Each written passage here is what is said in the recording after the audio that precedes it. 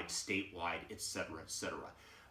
People want to raise the minimum wage from $10 to $15 an hour in California. This is what's been laid out as a plan, a gradual increase.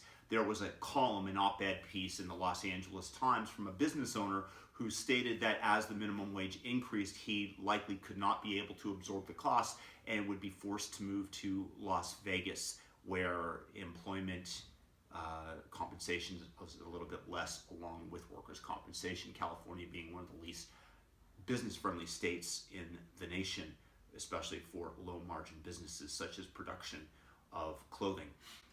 So a lot of people bagged on him. They decried him as a bad business owner, a slave owner, a person with a bad business model, etc., etc. I don't believe this is necessarily helpful in the discussion. I think that what we need to do is understand the economic implications of such. The law of supply and demand: as you raise prices, demand decreases. The same holds true for wages.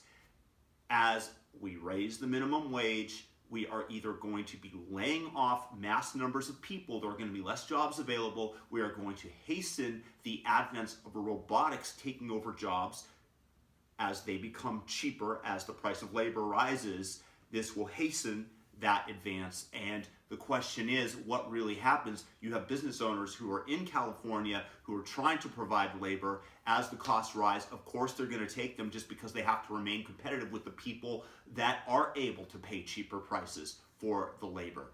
And this again is the law of supply and demand. So as much as we'd like everybody to be earning $50 an hour, as nice as that would be as a thought experiment, it simply doesn't work that way economically. Similarly, if we raise the minimum wage nationwide, where you couldn't necessarily take it to Las Vegas, a lot of these business owners would be taking it to Cambodia. They'd be taking their garment businesses, their garment factories to Cambodia, where workers get paid $100 a month.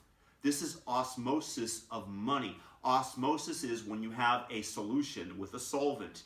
That solvent, and you have a semi-permeable membrane, that solvent will cross through the membrane to areas where the concentration of that solvent is less, equalizing it. This is the same thing where money is the solvent, and the semi-permeable membrane, which used to be hard, a hard shell you couldn't get out of, is the internet, the ease of transport worldwide, telecommunications, that make it possible for this solvent, for money to flow to other areas of the globe that before had no money, that were completely devoid of it, where people lived in abject poverty. You could still argue that they are, but at least now they're getting paid slightly more than they used to. These are the economic implications of raising the minimum wage, and there are byproducts of this that many people don't like, but simply will exist as pure economics. So, hope that this gave you a little added insight in order to weigh each side of the equation a little bit. RichForRichMakesYouRich.com, signing off. Until next time.